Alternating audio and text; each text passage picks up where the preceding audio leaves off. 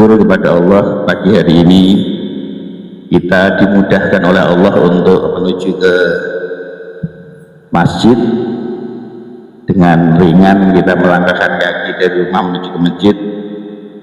Semoga apa yang kita lakukan itu adalah merupakan amal yang menjadi bawaan kita nanti di akhirat, dan ini termasuk perwujudan rasa kegembiraan kita menghadapi Ramadan. Ini Ramadan baru hari kedua. Salawat dan salam marilah kita tujukan kepada uswah hasanah kita, Nabi Muhammad SAW, Rasul pembawa risalah Al-Quran, Rasul sebagai uswah hasanah kita yang akan kita lihat apa yang dilakukan oleh beliau, sunnah-sunnah yang dilakukan oleh beliau, perintah-perintah yang dibawa oleh beliau yang datang dari Allah. Semoga kita termasuk pada umat Nabi Muhammad SAW. Bapak Ibu jamaah salat subuh yang dirahmati oleh Allah, Ramadan kita sambut dengan gembira, intinya begitu. Intinya pagi hari ini saya mau menyampaikan keceriaan kita, hati kita menyambut Ramadan. Kegembiraan kita itu merupakan wujud dari kecintaan kita kepada Allah. Rasa gembira kita menyambut Ramadan. Kalau sahabat Rasul menyambut Ramadan dengan melaksanakan amal-amal soleh, zikir, bahkan puasa. Ketika mulai Rajab, mulai puasa, Sya'ban, puasa, sampai kemudian menyambut sebagai perwujudan rasa gembira akan datang Ramadan, berdoa. 6 bulan sebelum datang Ramadan itu beliau berdoa agar bisa dipertemukan dengan Ramadan. Saking istimewanya bulan Ramadan sebagai bulan yang penuh keberkahan bukan karena banyak akhirnya membawa berkah, bukan, tapi keberkahan adalah sesuatu yang kita miliki dan itu membawa hal yang bermanfaat bagi diri kita dan lingkungan kita.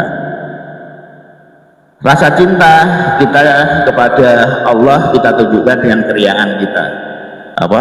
Darun Nasihin itu disebutkan begitu, bahwa barang siapa yang menyambut Ramadan itu dengan hati gembira, maka jasadnya diharamkan untuk masuk ke dalam neraka. Bapak ibu-ibu, ayat yang saya baca di atas saya artikan bahwa kul bifadlillah, katakanlah hai Muhammad, dengan kurnia Allah dan rahmatnya Allah, hendaklah dengan itu mereka bergembira. Kurnia Allah dan rahmatnya Allah itu adalah lebih baik dari apa yang mereka kumpulkan. Apa yang mereka kumpulkan di dunia? Dunia gitu ya, harta dan seterusnya. Itu yang dikumpulkan di dunia. Tapi Rasul disuruh Allah untuk mengatakan kepada umatnya bahwa kurnia Allah dan rahmatnya Allah itu adalah lebih baik daripada apa yang mereka kumpulkan dari dunia ini. Maksudnya kurnia dan rahmat Allah itu adalah hidayah dan Islam. Jadi hidayah dari Allah dan Islam yang kita terima sekarang ini itu lebih baik daripada apa yang kita kumpulkan dari dunia kita. Itu dikatakan di dalam surat Yunus ayat 58. Dinyatakan bahwa agar kita ingat akan kurnia dan rahmatnya Allah. Tidak hanya bergerak di dunia untuk pengumpulan harta itu adalah merupakan satu bagian dari kita untuk melaksanakan aktivitas ibadah kita. Karena hidup itu adalah untuk ibadah, katanya ya. Hidup itu adalah untuk ibadah. tidaklah Allah menciptakan manusia adalah kecuali hanya untuk ibadah, ya.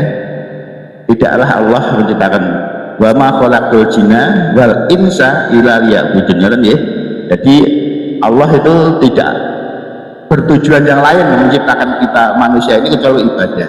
Di antara salah satu ibadah kita itu adalah kita bekerja, mencari maisha, itu adalah satu bagian, dan sebagian itu harus ditujukan untuk ibadah. Maka ketika kita mendapatkan uang, harus kita sedekahkan, harus kita berikan kepada yang berhak, berikan untuk keluarga, berikan untuk saudara, berikan untuk lingkungan, anak yatim, fakir miskin, dan seterusnya.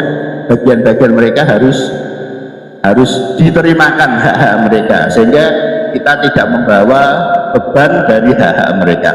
Maka penyambutan Ramadan dengan hati yang gembira, yang dikatakan bahwa hendaklah dengan itu mereka bergembira. Gembira menyambut apa? Ya, termasuk gembira menyambut Ramadan ini sebagai hidayah dari Allah, di mana bulan Ramadan adalah bulan yang penuh berkah, penuh barokah. Kita berdoa, berkahilah apa yang kita lakukan. Kita berdoa kepada Allah semacam itu, dan kita sudah berdoa juga untuk dipertemukan dalam Ramadan. Maka ketika ketemu dengan Ramadan, apa yang kita lakukan gitu? Kita berdoa terus, Allahumma salimna ila Ramadan, itu kita doakan. Bahkan sahabat berdoa itu 6 bulan sebelum bulan Ramadan sudah berdoa untuk bisa dipertemukan dengan Ramadan. Maka ketika ketemu gimana?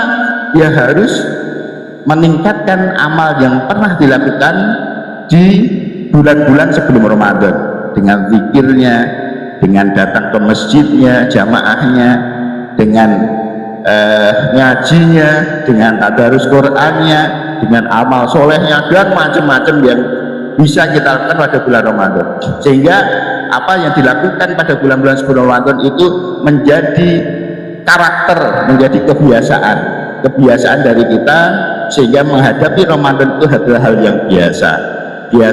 Dengan apa? Dengan tidak memberatkan, artinya kita menerimanya dengan penuh keriangan. Maka Bapak Ibu, sekali lagi saya sampaikan bahwa ketemu Ramadan, marilah kita temui dengan gembira, kita isi dengan zikir, subhanallah, alhamdulillah, la ilaha illallah, wallahu akbar. Kalau kita jabarkan luar biasa, subhanallah apa, alhamdulillah apa, la ilaha illallah apa, Allahu akbar, luar biasa isinya. Kemudian kita isi dengan tadarus Quran, kita isi dengan amal-amal soleh, kita isi dengan sholat jamaah, dan seterusnya. Semua itu akan menjadi amalan-amalan kita yang menjadi pengisi dari keberkahan yang ada pada bulan Ramadan. Semoga ini bisa bermanfaat untuk mengingatkan kita, saling mengingatkan kita agar kurnia dan rahmat dari Allah yang berupa hidayah dari Allah dan Islam yang sekarang kita terima itu menjadi berisi. Demikian, assalamualaikum warahmatullahi wabarakatuh.